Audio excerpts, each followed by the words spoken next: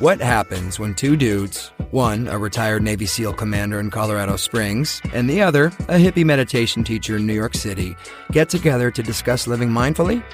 That's a great question, because we don't know what will happen either. Raw, uncut, and unapologetic. Welcome to Men Talking Mindfulness with co-hosts John McCaskill and Will Schneider. Each week, we take an authentic dive into how mindfulness continually impacts our lives, deepens our relationships, and allows us to be emotionally alive. We filter all of our conversations through the man box, where we unpack how as men we are expected to act in society, how fighting the authentic human experience is exhausting and damaging, and how mindfulness can help. Now, on to the show.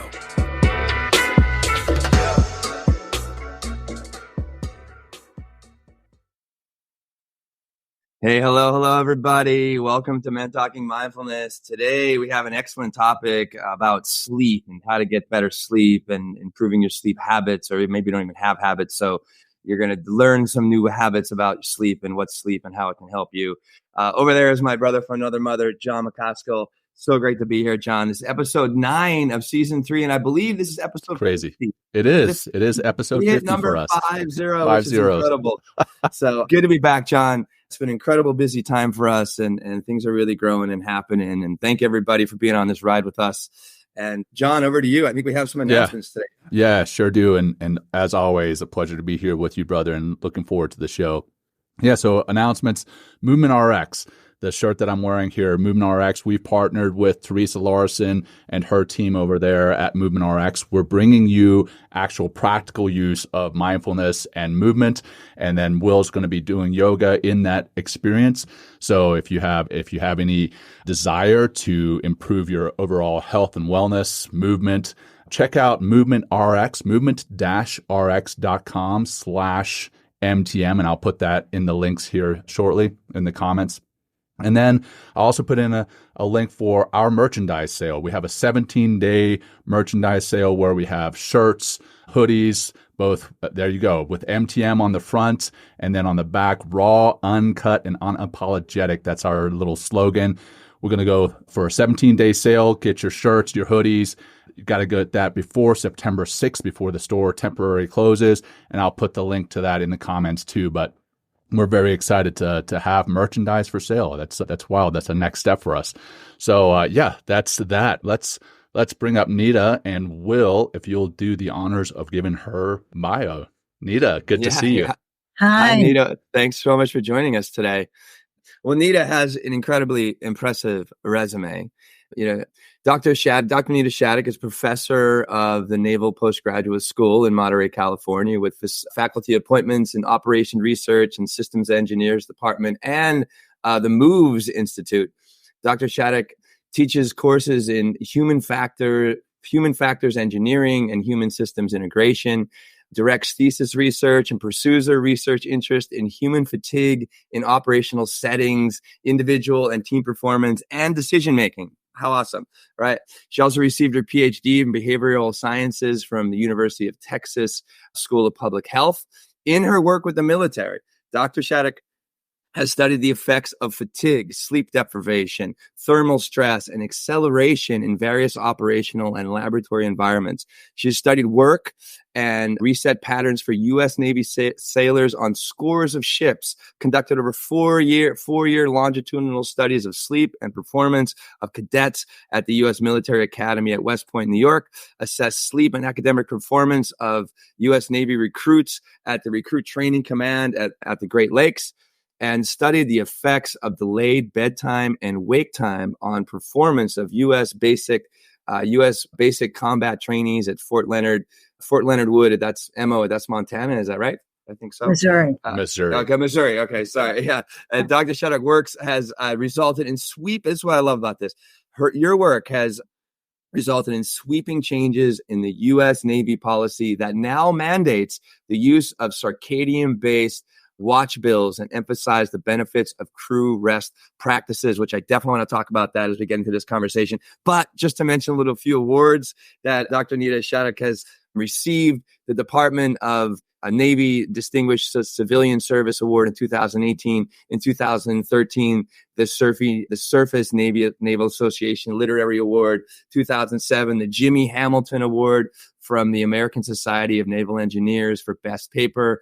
The Roland Calorie Award of Best Papers in 2006 and 7 in Organizational Studies. And last, the 2006 Gary Wheatley Award for Best Paper from the International Command and Control Research and Technology.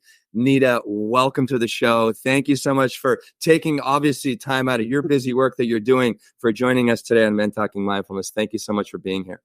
Oh, thank you for having me.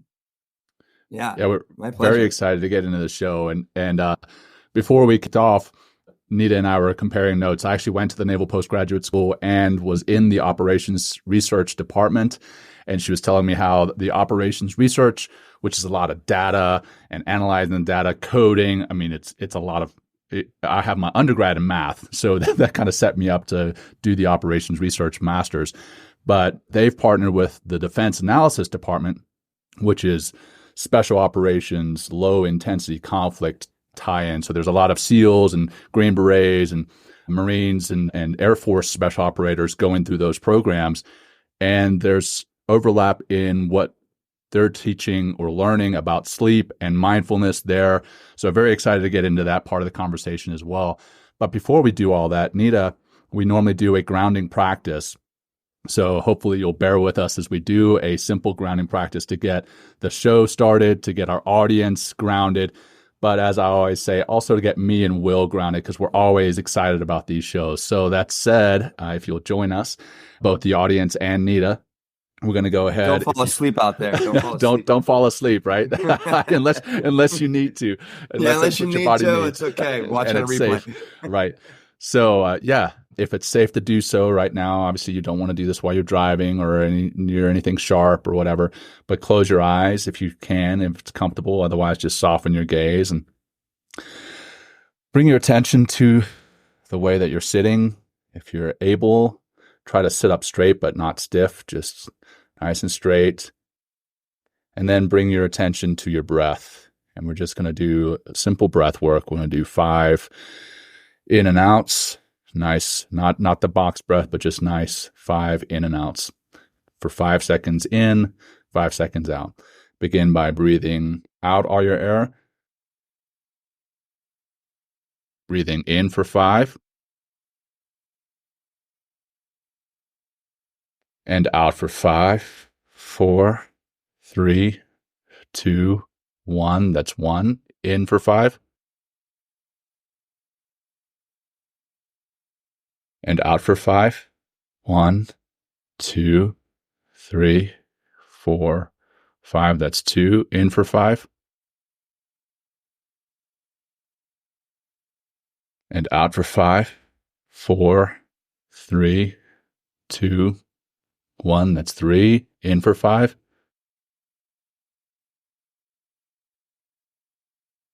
And out for 5. 4, 3, 2, 1. Last one. In for 5.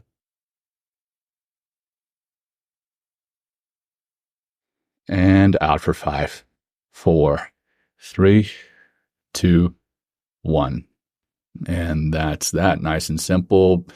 Go ahead and bring some movement back in your body. Bring your eyes open if they were closed. Otherwise, just refocus your gaze. And the reason I did that 5 and 5 was last episode, we had James Nestor, the author of Breath, on the show. And he talked about how important slow breathing is. It's not even it's not a mindfulness practice, but just slowing your breath down and what that does for your body.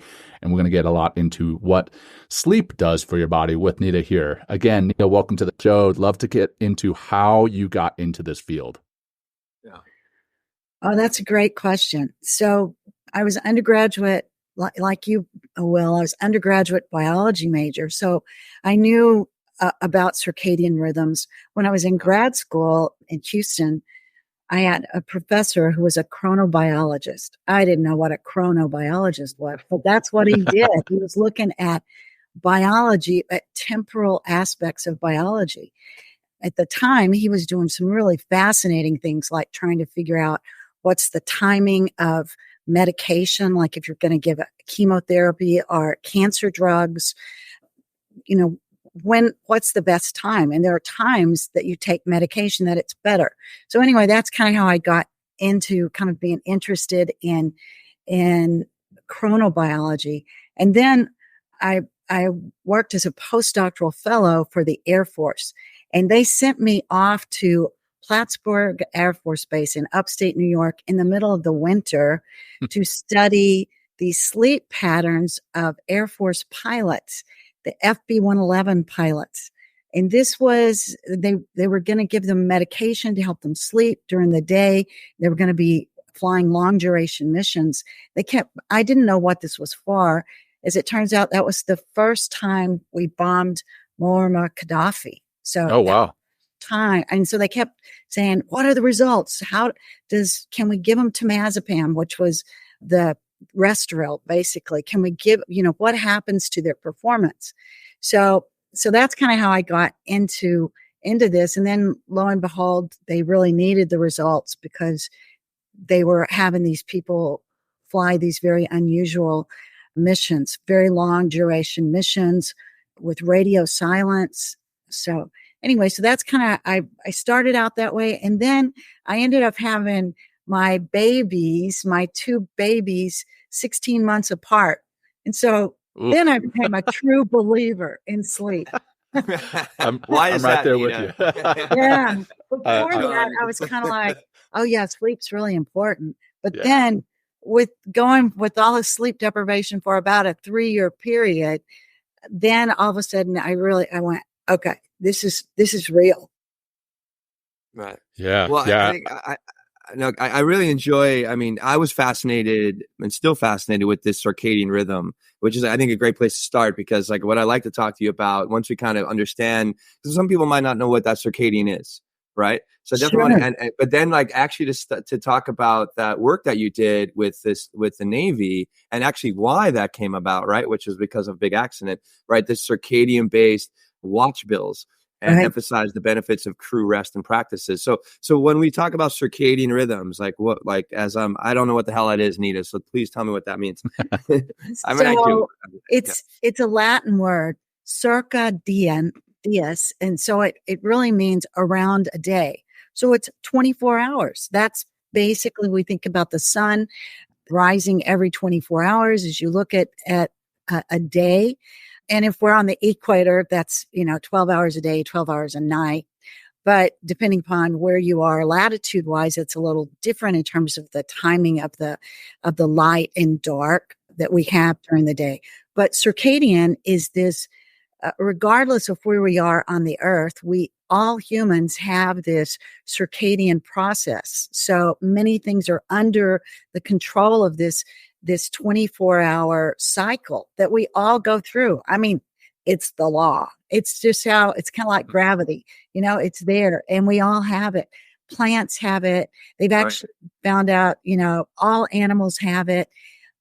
We even down to the cellular level, the mitochondria have this circadian rhythm. And if you put somebody in a dark room, they still have the circadian rhythm. We still see hormonal changes that are based on circadian patterns. Wow. So that's what it is. And that's what it is. It's a pattern, right? And I guess part of, I'd imagine a lot of what your research has uncovered is the more that we're in flow and within that circadian rhythm, we actually stay optimal or stay, a good and fresh kind of human being, in the sense of like how we are physiologically, I guess, and that leads to our mental capacity, our emotional capacity as well. Is that correct? Absolutely. We have to recognize that. If we don't abide by those principles, by that 24-hour rhythm, then all kinds of things happen. We're much more prone to illness. Our immunity goes down. You can see people's mood. It's very striking differences for someone who's sleep deprived. So you see all of those things, the decisions that they make, they're more likely to take risk. There's all kinds of things that are associated with it.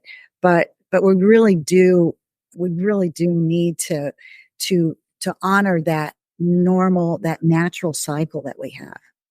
Well, take us through. I mean, so right. So I think a great example would be, wasn't it the circadian based watch bills, right? It came out of it was like a ship, another ship, right? And the hip ship, because they were sleep deprived. So here's a great real life example of sailors and the military not, obeying this natural cycle of circadian rhythm. And there we have this massive event, and therefore we came into these sweeping changes. So take us through that whole thing. Yeah, please. Yeah. So there's many examples of mishaps, of loss of life in the military, that many of them are attributed, at least in part, to fatigue, to sleep deprivation. And one of the striking things that I noticed when I started working here at the Naval Postgraduate School, I had these students who were in my classes that were surface warfare officers. They were on Navy ships. So when I talked to them about what was going on, they said, "Oh, we don't get any sleep at all, and we sleep on we work on a schedule called a 5 and dime." And I said, "What is that? I've never heard of that," because I've been working in aviation before, and aviators, pilots, are much more attentive to their sleep. They know that they have to have crew rest, but they learned those lessons, decades and decades ago. Those lessons were learned in blood. That they knew if we don't get sleep, our planes crash. Well, the Navy, the surface Navy at the time, was in total denial about this. So they had their people working on 5 hours on watch, then 10 hours off watch. So that 10 hours is not 10 hours to go sleep. They're doing their normal Navy jobs. And then they go back for 5 hours, watch, 10 hours off watch. So when we think about what watch is in the Navy or in many parts of the military, somebody's got to be having 24/7 operations, that somebody's got to be awake, paying attention. So that's standing watch. So you've got to have somebody who's working all the time. So a standing watch. Well, what they were doing is, with this 5 and dime schedule, it sounds great. Oh, I work for 5 hours and I'm off for 10. That's a 15-hour day. And this equivalent of 9 hours of jet lag every day. So think about that. Every day you're going to shift to 9 hours jet lag. And then, so your sleep is always occurring at a different time of the day or night. And that iterates every 3 days. But, these people were they said, we're exhausted. And I really thought they were exaggerating. I thought they can't really be doing this. But then it's been next February, it'll be 20 years that I've been doing this, studying sailors on ships, studying their sleep. And it's gotten much better, I think. But they were doing this. They were literally, I jokingly say, if I had tried to go to the Human Use Committee here and tried to get permission to do what the Navy was doing to themselves, they would have said, "No, you cannot do that to people." Yeah. And certainly not for months and months on end. So what's the solution what have you gotten the Navy to do with the circadian watch bill now? So what I said was, look, so you've got to have people working and sleeping at the same time each day, because that's what our bodies get used to. You've got your set bedtime. I need to go to bed at that time and wake up, 7 to 8, 9 hours later, whatever your typical bedtime is, or your sleep time is. That's what your body gets used to. And it can take the best advantage of sleep opportunities when you sleep at the same time. So what they were doing was just so counter to science. So I said, okay, let's try it. Let's show you how it can work. So that's what we've done, is we've said, there's never enough sailors. They're always working too many hours, which that's a big challenge. But at least we need to give them sleep opposite at the same time. So that's really what we tried to do, is say, this is a circadian based watch bill. And we've got handbooks and lectures that we provide and guidance to show them this is how you can do it better. So that's what we've done. Wow. And this was as a result, whereas there's it's funny, it's sad, not funny. It's sad that like in order for the Navy to change their operations the way that they have done things, something disastrous and lives have to be lost. And this was like now this implementation of the circadian watch bill is a direct result because of a massive event, right? Ship collision. So there were, in 2017, there were 2 ship collisions, Jonathan McCain and Fitzgerald, I should say. McCain and Fitzgerald were the 2 ships. But there's a lot of work had been done before that. And I would say the Surface Navy was on the cusp of making some of these decisions. Anyway, then that happened, and that really brought a whole lot of attention, and I think speeded up the process. I think that surface forces were they had been moving toward that, had been issuing policy and encouragement to, hey, consider circadian-based watch bills, think about a 24-hour day, but it wasn't mandatory. Then after this happened, there was a big investigation, a comprehensive review of mishaps over the last 10 years, preceding 10 years. And they looked at that and they saw that fatigue and sleep deprivation were major contributors to many of those mishaps. So, and unfortunately, we still see these things happening today.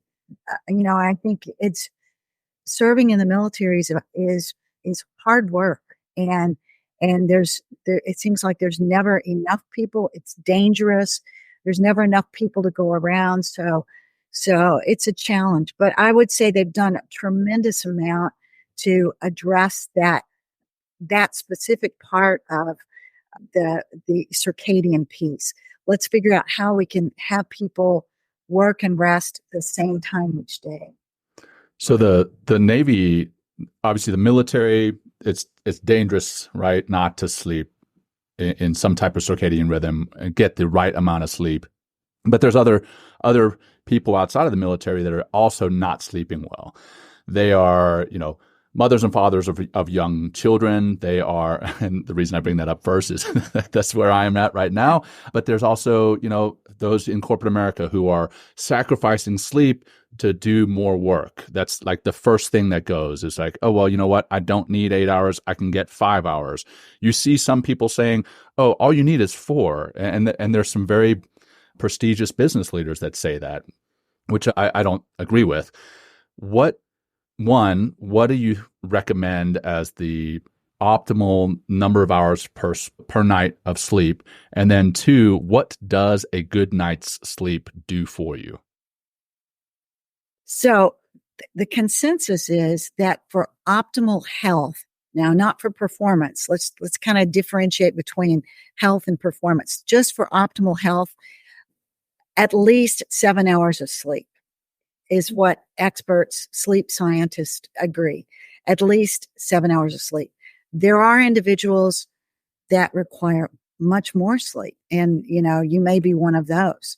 So that actually to really to be healthy, you really need more sleep. And if you miss out on sleep, you catch colds more often, whatever, pick up things. So that's the magic 7 or more for health. And then when we look at performance, that's where we're talking about 7 to 9, 8, 9 hours of sleep. We see a big improvement in performance, both physical performance, cognitive performance.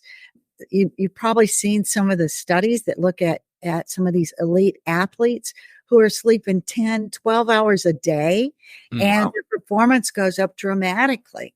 So, LeBron James, Steph Curry, all these people guess what? They are trying to avoid injuries, and we see that performance goes up. So those are kind of my answers there.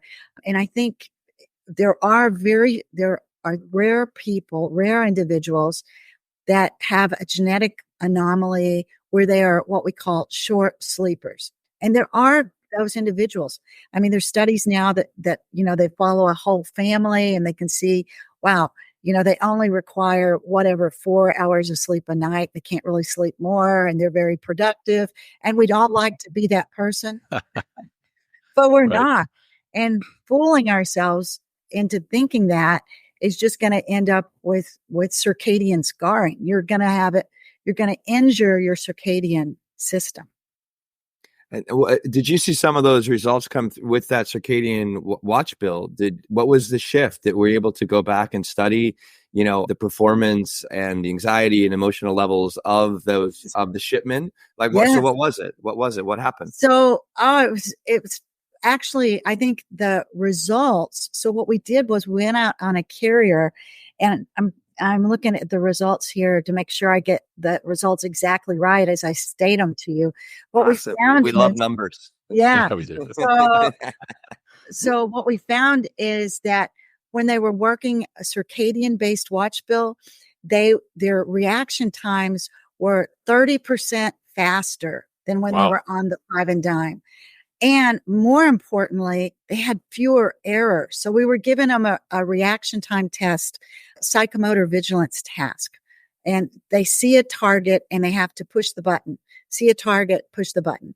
So, but if they push the button too fast, or if they totally miss the light target, then those are errors. So they had 40 to 50% fewer errors when they were on the circadian based system. So both speed and accuracy. So, I mean, that's really when we talk about human performance, that's really what we're talking about is speed and accuracy. So both of those were significantly enhanced there, and their mood got better. So when they were on the 5 and dime, we could measure their mood. They got grouchier and grouchier. And these are on standardized mood scales, profile of mood state, those things. You can see it. And you can actually, when you walk on the ship, I'm sure the same thing at fire department, police department, whatever, you walk into whatever environment, you kind of get a feel for how people are feeling. And you could see that when they were doing the circadian based watch bills, smiles and I mean, just a lot happier. Yeah. So ultimately, it changed the culture even on the ship. Yeah, I mean, which we've talked to various leaders on the show, and culture eats strategy for breakfast is what's been said. And if you are able to change the culture on a ship, that's just going to dramatically change the effectiveness, the combat effectiveness of that ship and its crew. It's wild. But I'm also curious. So we talked about their mood. So that's obviously kind of tied to their mental health. But what's happening to their physical health when they're not sleeping a regular circadian rhythm or a regular 7-8 hours of sleep? What are they doing to their bodies physically? So we see that healing, they heal more slowly. So if you have an injury, you heal more slowly. You're also more likely to become injured, have a musculoskeletal injury if you don't get sleep. That was an interesting study that the Army did recently. They were looking at special forces, and what they found is that if they slept 5 or fewer hours compared to 7 or more hours, much more likely to have an injury. So musculoskeletal injury. So all of those things are really important. I mean, when you think about being able to maintain your health, you need to be able to have regular workouts. You get an injury, well, that's really going to set you back. Sure. So all of those things I think are really important. And of course, I mentioned the immunity. So just the ability to fight off infection and to heal, huge differences there with sleep that are directly attributable to the amount of sleep you get. And I've personally found that when I get a poor night's sleep, like you mentioned, my mood is altered, but also my decision making. So I'm more likely to grab, a Coke and a slice of pizza when I'm tired and I haven't slept well. Whereas if I've slept a good night's sleep, I'm more likely to drink water and eat a salad with, grilled chicken. So my diet decisions are changed by how I'm sleeping. It's crazy what it can do for you. Yeah. And I mean, the Well, the biological basis is these two hormones, ghrelin and leptin. And you probably know about those from your biology, but when we, The hunger hormones, right? Yeah. yeah, Ghrelin's like that hunger hormone, right? Yeah. exactly. You have, Mhm. and so when you're sleep deprived, you have excess ghrelin. So you're hungry and you crave Yeah. carbohydrates. Mm, And then you don't have enough leptin. Leptin tells you you're full. Right. So we don't have breaks. I crave carbs. I mean, so John, your pizza, you're absolutely right. Your pizza, donuts, all these Yeah. decisions. I mean, and so we see excess BMI, people gain weight. right. And that's one of the things I always tell people, when you're trying to lose weight, get more sleep. It's a great way to help with that. Wow. Wow. Yeah. So go ahead, Will. No, well, let's get a little bit deeper into that, sleep deprivation, right? I mean, so obviously, so we're going to eat more food, maybe, you're right. Also, we're going to make bad, poor decisions. We're going to be in a shitty mood, more likely with sleep deprivation. But like, so say someone listening to this show is like, you know what, I've only been getting 5 hours a night, and not going to sleep. And I think, part of that circadian rhythm we're talking about is also going to sleep at the same time every night. Is that Exactly. correct? Or within that same kind of like zone of like whatever, 20, 30 minutes, right? Right. Right. So going to sleep at the same time every night, getting the same amount of sleep every night. So what if somebody has an erratic sleep schedule, doesn't see, sleep, or doesn't understand sleep as an asset, like we're talking about, and instead like going to bed at random times, but only getting like, 4 or 5 hours a night of sleep, and then waking up and like, dosing themselves with like caffeine or other stimulants in order to stay awake and think that, and stay at some sort of level of performance, right? So what if like you've been a chronic sleep deprived individual, or you've been working really hard for a couple of weeks and haven't been able to sleep, or, John has a new child, River, and, and his kind of sleep is all over the place. Like, is there, My wife's is more over the place than mine. okay. Yeah.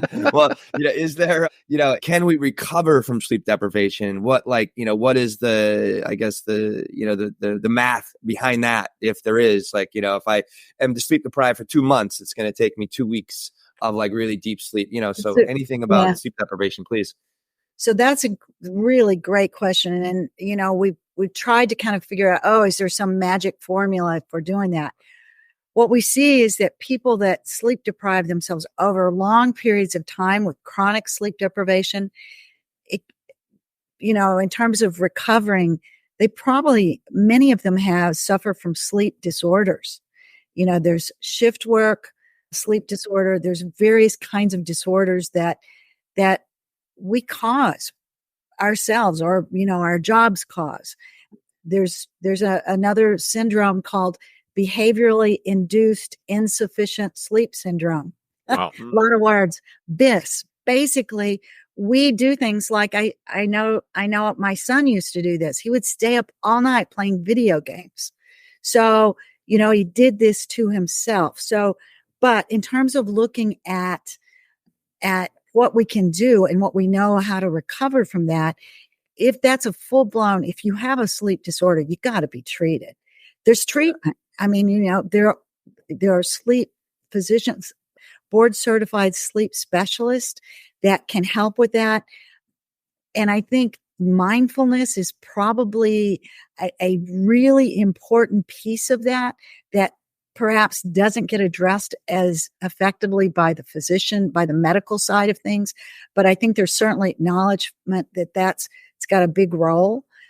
But so there's a term called sleep banking, where, if I'm going to have to do something like, okay, Will or John, you're going to have to stay up. You're going to have to take care of the kids.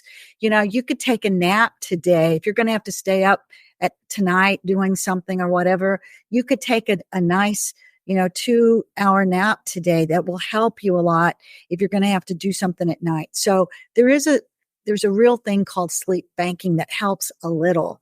But in terms of this chronic thing, recovery can be very hard. And I think there's a lot of work that's been done that looks at what we call circadian scarring, where you have you've beat up on your circadian system to the point that your body no longer remembers how to sleep. Wow. But Wow. there's some great research, there's some great work that's been done that with the use of light and melatonin, slow release melatonin, those kinds of things can really help reset that circadian rhythm. But if listeners think that they have a problem, please, get some help. But I certainly think that mindfulness and Meditation. a lot of the insomnia treatments can certainly go a long way toward addressing these things. I know when I wake up at night and my mind is racing, if I don't start practicing some type of mindfulness, if I don't start focusing on my breath, if I don't do a meditation, what I find is quite often my mind races so much that I'm not able to get back to sleep. And then the mindfulness and the meditation allow me to shut off all that noise that is keeping me awake and allow me to get back to sleep. That's where I've definitely seen the mindfulness and meditation help. As far as some of the medications, medication with a C, not meditation with a T, I took Ambien for a long time to sleep. But now I'm seeing and hearing studies where that's actually really detrimental to your health if you do that for long term. Can you speak to the effects of different sleep medications on our health and our ability to sleep? So it's alarming to me when I see how many of my students, how many people that I know that are taking prescription medication for sleep. Because when we look at the sleep cycles, as you sleep, you cycle in and out of various sleep stages.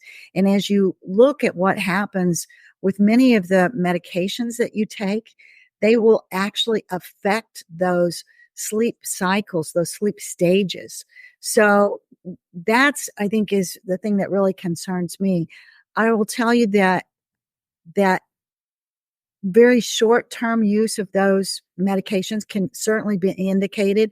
But I would think anytime you're talking about long-term administration that's outside the natural body's rhythm, that does something that runs counter to that, I'm just not a big supporter. And I've seen a lot of data that shows that when you actually collect the data with a polysomnogram, when you go in for a sleep study in the sleep lab, they measure all this. You can see that with these medications that the polysomnogram, the PSG readings are different. And so I think, I'm not an expert at that. I've seen a lot of work that's done in that. And I think that trying to get to a more the body's natural way of staying in balance is a lot healthier. And that means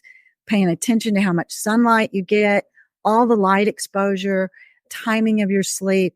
And as you talk about, thinking about, all of a sudden your mind is racing, and you miss out on all the sleep. Now you're suffering from sleep debt. Right. So one of the things that we recommend is have a pad of paper. So I do the same thing, John, that I'll wake up and I'll go, oh my gosh, I've got this and this and this tomorrow. Right. I've got thesis I've got to edit, and I've got this. What am I going to forget tomorrow?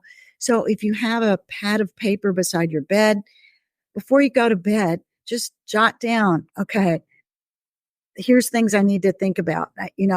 I'll need to worry about in the morning.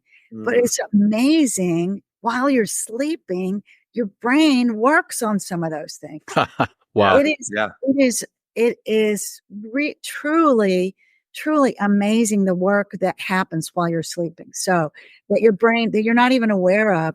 Often I'll be trying to solve some problem, in my head during the day, and I'll think about it right before I go to bed. I'll write it down, and I wake up the next morning and my students tease me. My husband teases me. I'll say, hey, guess what? Last night I dreamt about, and I tell them the solution. And they're like, I'll just come out and go, guess what? Last night. And then my students kind of roll their eyes like, oh no, now what's she going to do? Yeah, I saw this study about sleep and about how our mind during the sleep process, Yeah. and also I want to go. I mean, I'm going to talk about this, and then I want to go into what that sleep cycle is, like what that 7-8 hours looks like from like the first couple hours into whatever, and the different levels of sleep. I think is really important because you talked about these drugs, and when we wake up with anxiety or thought, like we disrupt those patterns of sleep, which which doesn't allow us to have that deeper healing of our body, or these mental like constructs kind of fusing together for the solutions that you're talking about.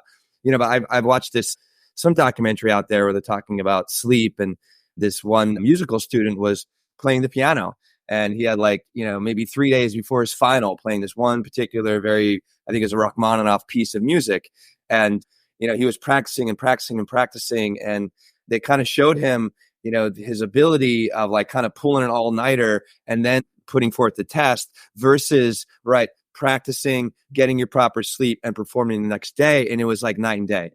Like he was like that again, that ability in our sleep, which I still think is very unknown, like how all this kind of works together, but we're able to, even in sleep, we're not actually doing that activity, but our mind is working and doing something with that activity that actually brings forth a better performance the next morning, which is phenomenal. Right. So It's that's another reason why incredible. sleep is so important. Right. It's so Right. incredibly important, So sleep. with motor skill, I mean, it's well known. You have to sleep. You have to get sleep to remember it. I mean, and the sleep you're actually, when you look at the brain, the sleeping brain, it is rehearsing those same motor activities, even though you're not moving, whether you're learning to ski or learning whatever motor skill you're learning, you, the, the brain is rehearsing that. And as you talk about musicians, the same kind of thing. It's well known that, sleep actually helps them incorporate those memories. They're able to pull those out and perform. So some really interesting studies looking at that. Yeah. Well, and then take us through, like, so if we're looking to see, as adults, right, sleep 7 to 8 hours a night or 9 hours a night. So take us through that sleep cycle, like what's happening in the first couple hours of sleep, and then into the next, like, 4 or 6 hours that come after that. So we sleep in these cycles that go up. We cycle through these different sleep stages. We think about sleep as being what we call REM sleep, rapid eye movement, REM sleep, and non-REM sleep. And depending upon who you talk to, there's either 3 or 4 stages of non-REM sleep. But regardless, what we know is that they're in the first half of an 8-hour sleep period, you'll probably cycle through 2 90-minute to 2-hour sleep cycles. You'll go through cycle all up and down these sleep stages. But most of the deep sleep are really deep sleep. The non-REM, the sleep where we're actually, sorry, there's a plane flying over right now. Oh, good. Oh, good. All right. Most of that deep sleep occurs in the first 4 hours of that 8-hour sleep period. So you get a whole lot of that occurring there. That's where almost all the human growth hormone is released. So lots of healing occurring. So I think about kind of the first half of the night as being physical healing, and then a whole lot of memory consolidation and memory pruning. So something bad happens to you, something, traumatic. Yeah, someone talks about trauma in the feed here, discussing the impact of trauma and sleep and rest and hacking. Oh, Yeah. yeah. Oh, yeah. So you got to get that sleep that occurs in the latter half. So you need that 8 hours, because in the latter part of that sleep, the night sleep, is where a whole lot of psychological healing occurs. So we have both memory consolidation. You're kind of making sense of things. A lot of dreams are occurring. And one of the things that happens is pruning of memory. So things that seem really, really bad, if you get a good night's sleep, often that gets it gets moderated. I mean, it's not as the memory's not as strong. It's kind of an interesting thing, because on the one hand you say, oh, you got to have good sleep to be able to remember. True, but you also need to be able to prune memories as well. So that's part of the thing that happens while we're sleeping. So I think about the first half of the night as being physical healing, the second half as being psychological healing. But all of these stages, when you deprive someone of a single stage of sleep, like every time somebody goes into REM sleep, I awaken them. I'm watching their sleep.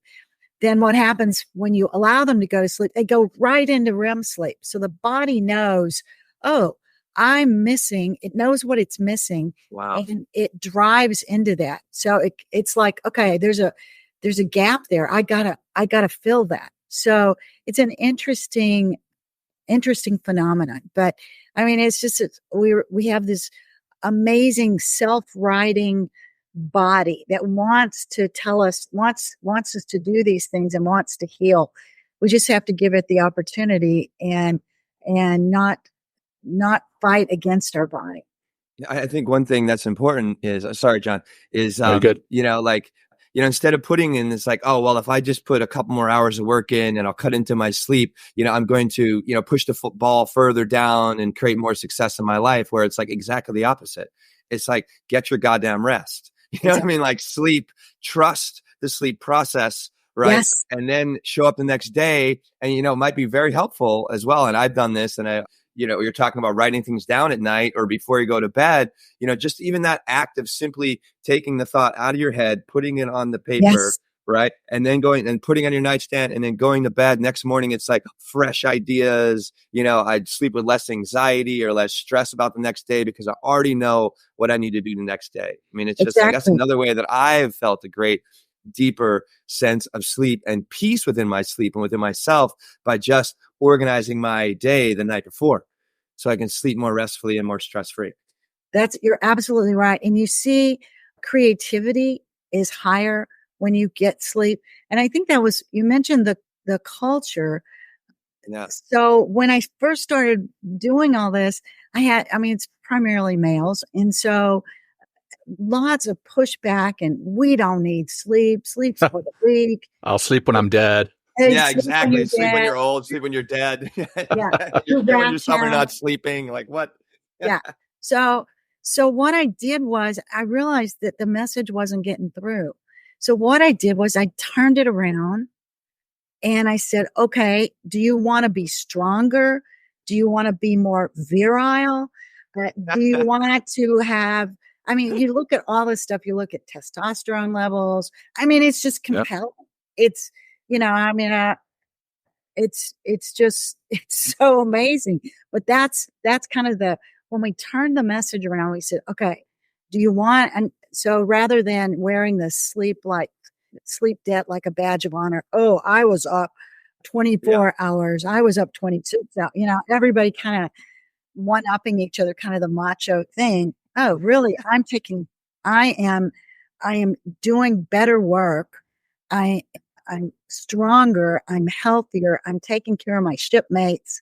I'm doing the right thing. So that's, I think that finally has, we've seen some real shifts in the culture. And I think that's what we have to do for ourselves, is say, okay, really the smart person is getting the sleep and taking care of themselves. That's a whole lot smarter than staying up and then making some foolish errors that now I have to go back and there's more work to be done. I tell my thesis students this when they're writing and doing analysis all the time. I'm like, you got to get to bed, work until 1, 2 in the morning. You're not going to do good work. It's not your best work. And you'll make mistakes that then you have to go back and correct. And changing that narrative around sleep, we've found that the same applies with mindfulness and meditation, is that when somebody talks about mindfulness and meditation, everybody's like, oh, that's woo-woo, or that's a quote-unquote feminine practice. And when men or masculine energy personnel, they hear that, they're like, oh, well, that's for the weak. Yeah.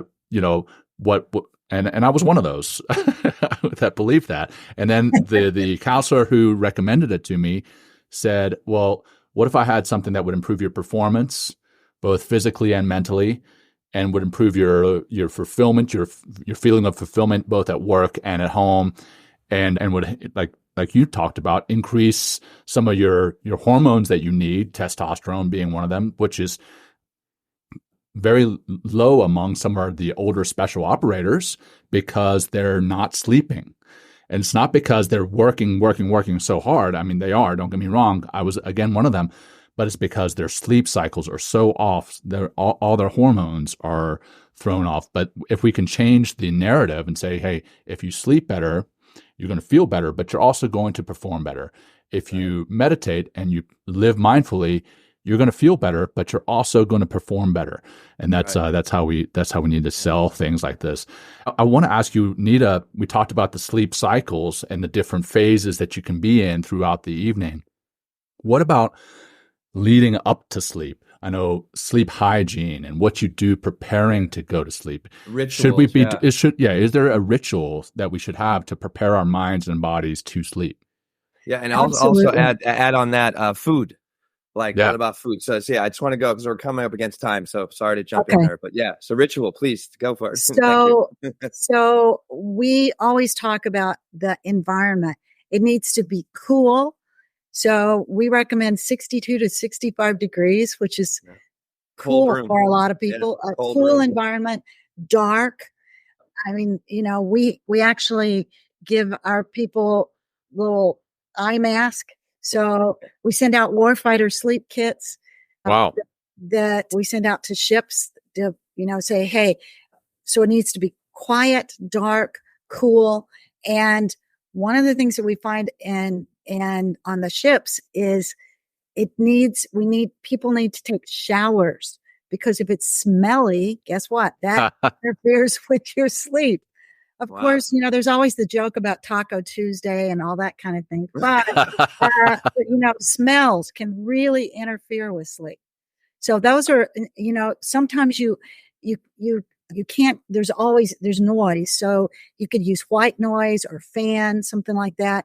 We also recommend that in terms of food, that you don't eat too close to your major sleep episode, because that can,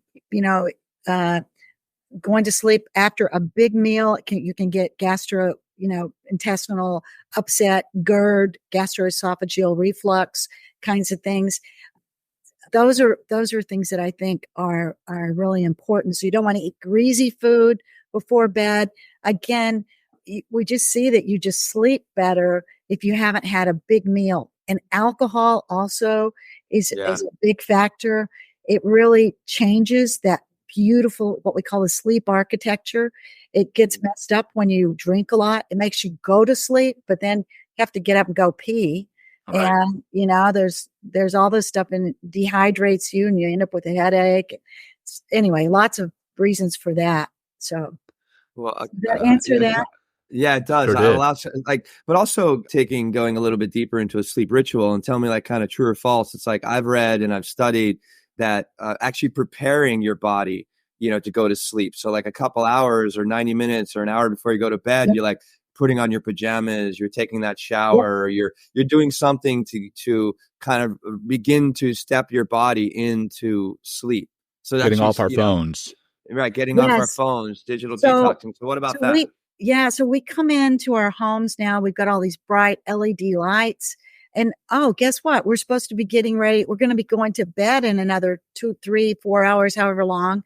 You got to start preparing. So we have all our lights are on dimmers. And so we dim the lights. We don't put all the bright lights on. My husband, is like, oh yeah, we got to turn the lights down. So we do that. I mean, you're really preparing. Think about, you're preparing for a romantic evening. Guess what? The lights are down,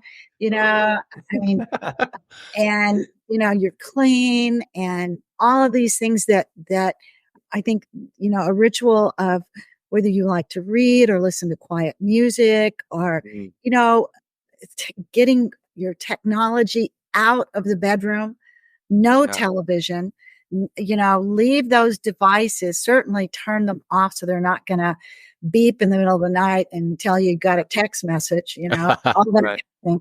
Those things are really, really critical. Yeah, I mean, I'm in a big airplane mode. I mean, I don't have any children yet, so like airplane mode, and I don't let my phone. And my phone also my phone is outside of my room. I don't, Yep. and I try, like, I've eliminated over the last couple of years. Like, no, I'm not streaming anything. Watching a movie or Netflix or something like that at night, because the blue light affects my melatonin levels. Also, one thing I got years ago, and it was expensive, but they have light bulbs that cut out some of the blue light that's within. Yeah. So even with the light on in the bedroom, you're not receiving the blue light, which is messing with your melatonin levels, which is, preventing you from getting into that deeper sleep or keeping you awake, Exactly. until you turn off the lights. So that's something to do as well. Oh, great information. With Netflix, well, first off, Nita, I don't know what your time looks like. Are you able to go for a little bit longer? I am. Okay, fantastic. Because this conversation is fascinating.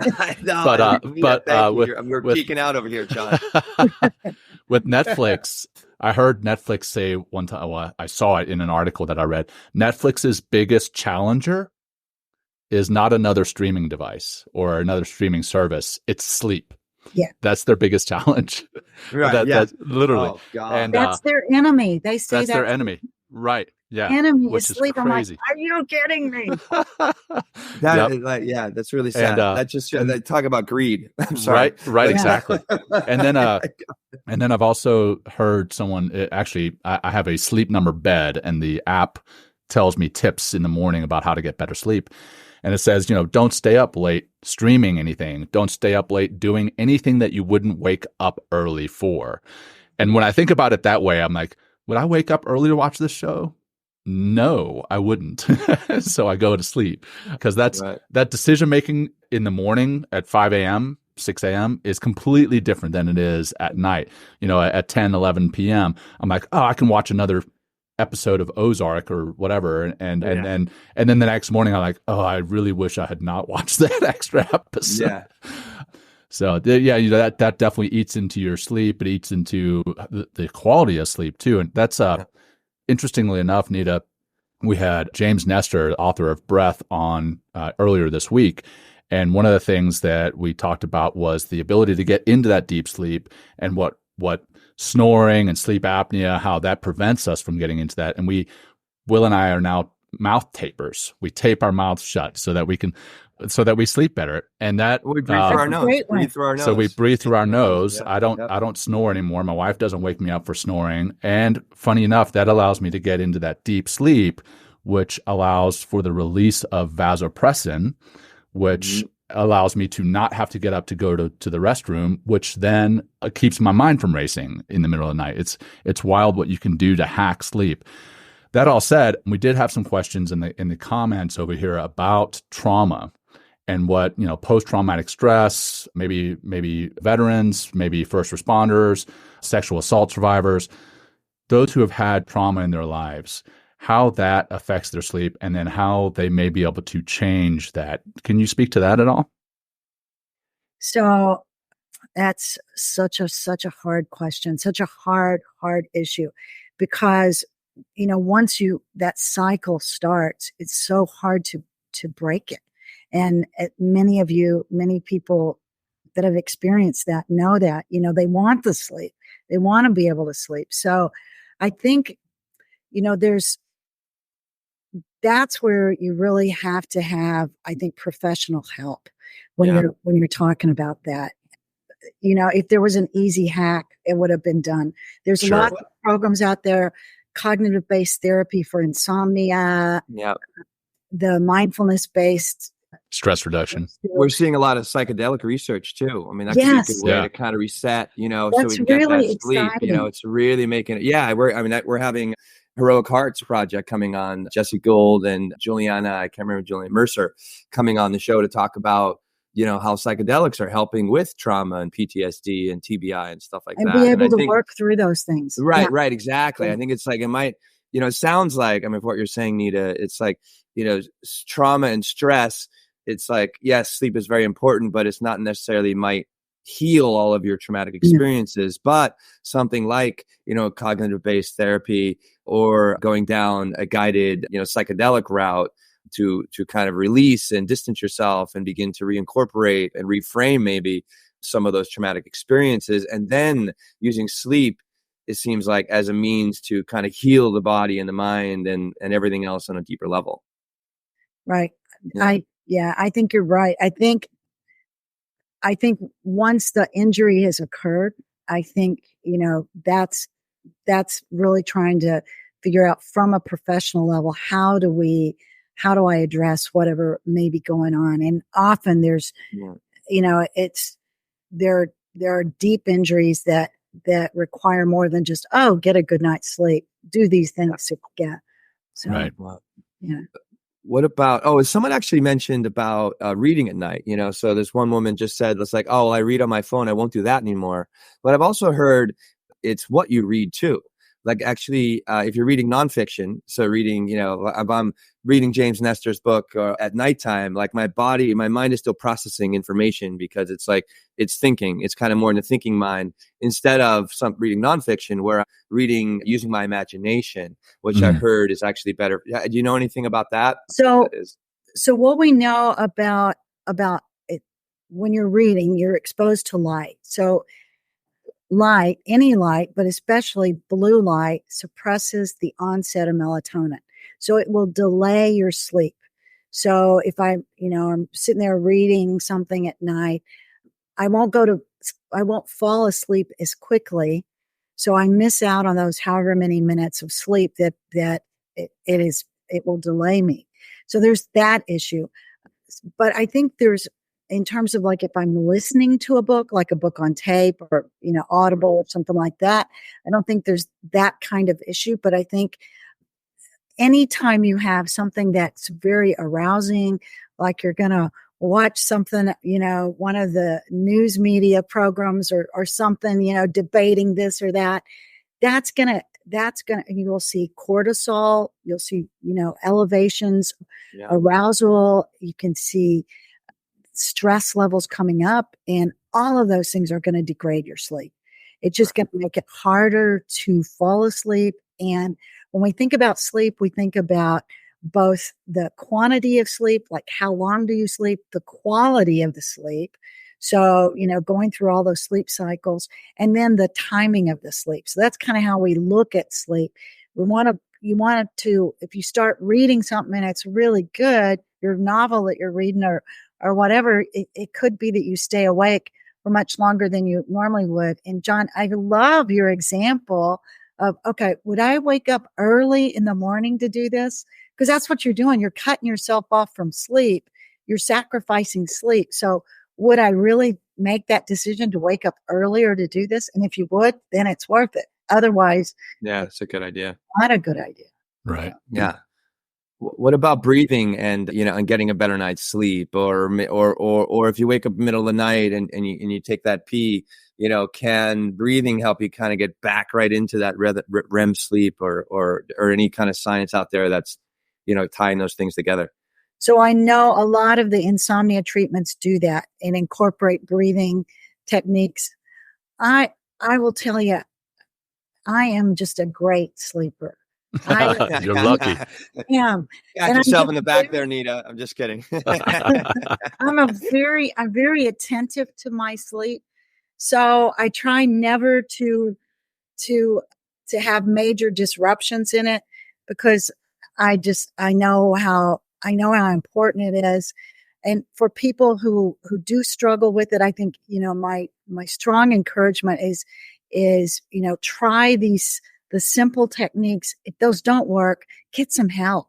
Really, there's great stuff. Whether you're talking about bright light treatment in the morning, especially if you're living in extreme latitudes where, you have long summer days and long winter nights, that light can really help keep that circadian rhythm stabilized.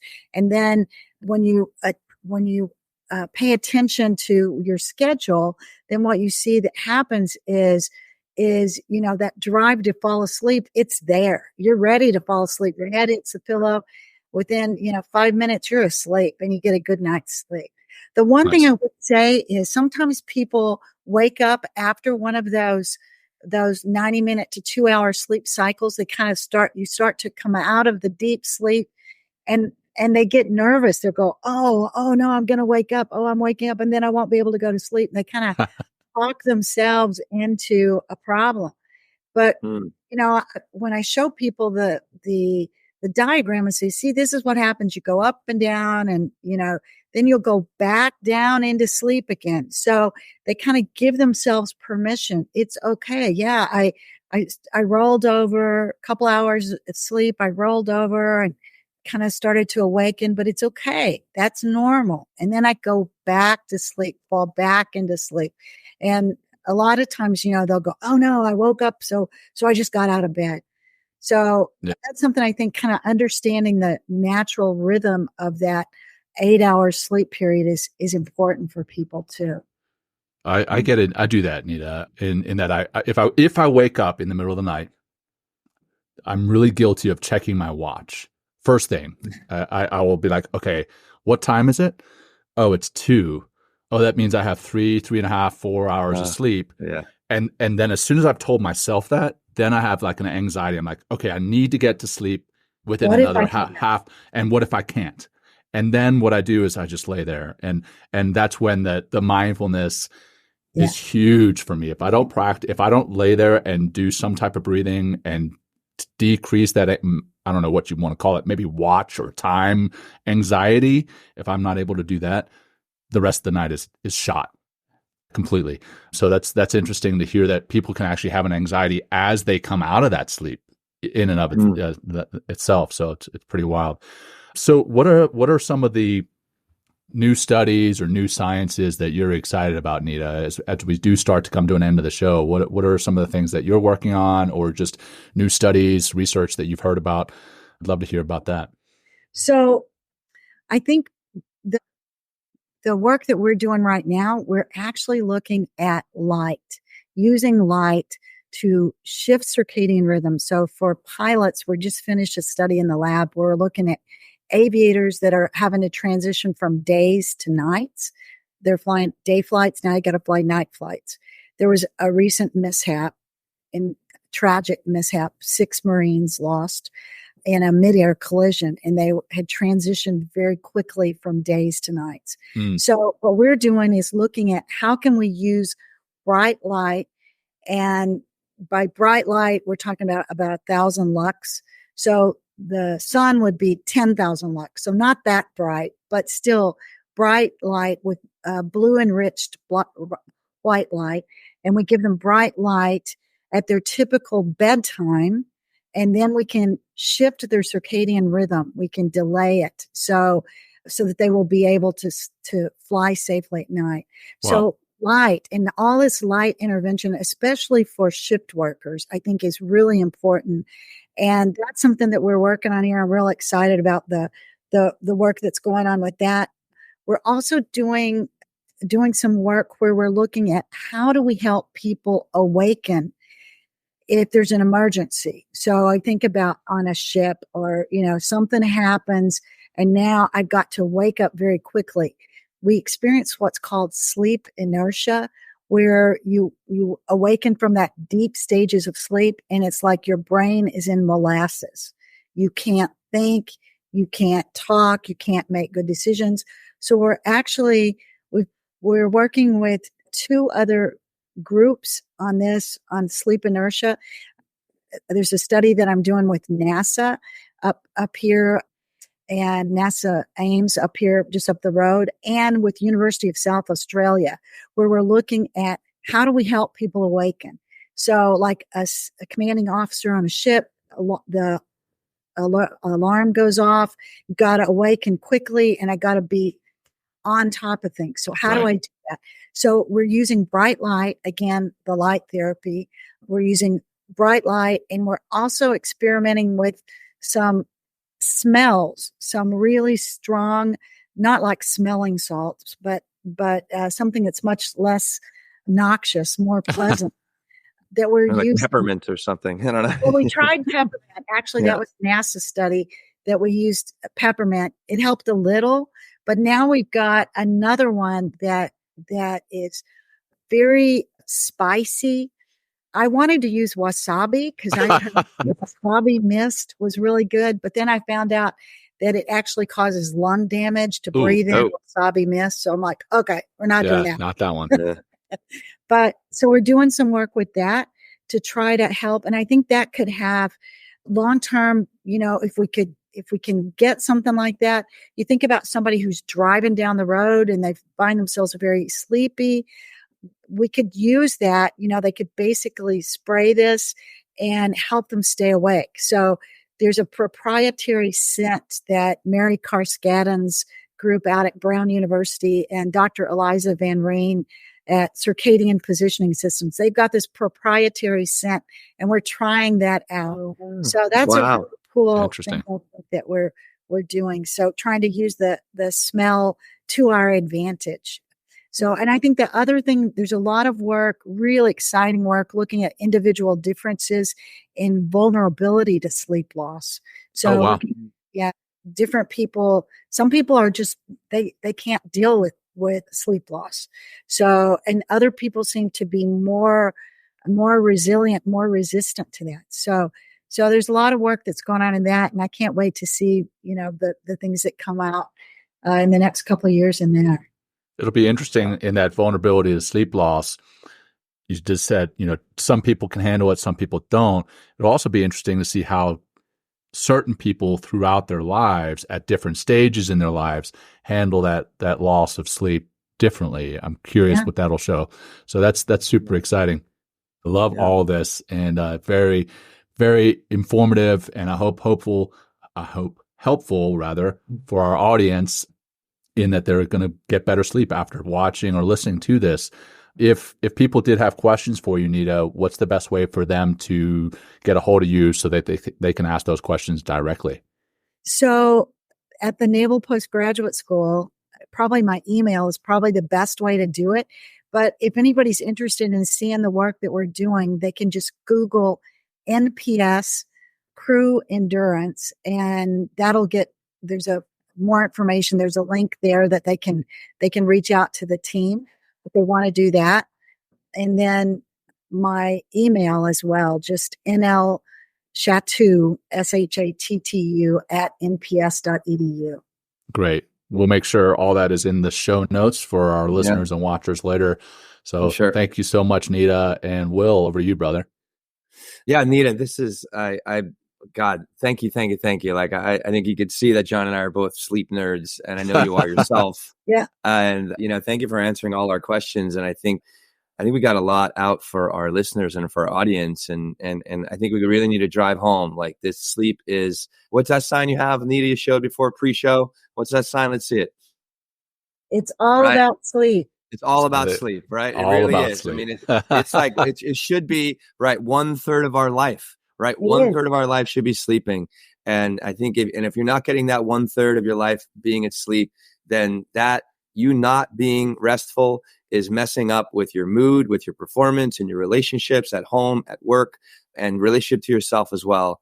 And if you really want to go for it and really be a high performer and really want to pursue that dream, then you have to hit those 7, 8, 9 hours of sleep every night in order to really perform at your best and have our body at performing and at its best, and our mind performing at its best, and us being able to, have emotional control as well when we have more sleep. So this has been wonderful, Nita, and thanks so much for coming on today. We're going to finish with a little grounding practice. We'll do a simple box breath, which is a great sleeping or breath exercise to help you get to sleep.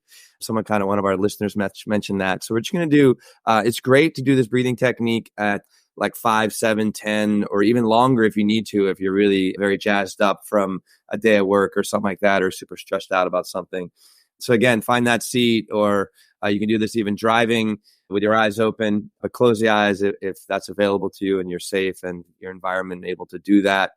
And let's just start with a nice little exhale and try to push all the breath out through your nose, all the way out. Right. We're going to take a big inhale in for 5, 4, 3, 2, 1. Let's hold that breath, right? Nice and easy in the soft in the face and your jaw for 5, 4, 3, 2, 1. And exhale out slowly through the nose for 5, 4.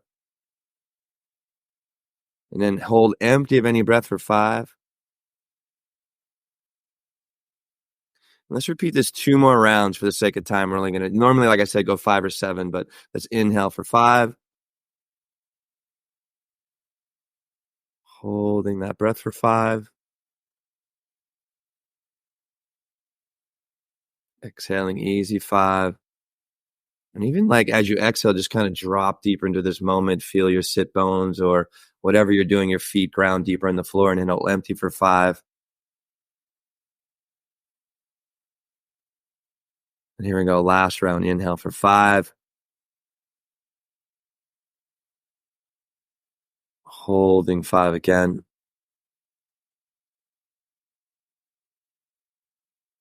And exhale 5, 4, 3. Smoothly out. Smoothly empty. Completely and empty 5. Good. And just take one normal breath in. Then exhale, let that go out. So, normally, like I said, open your eyes when you're ready.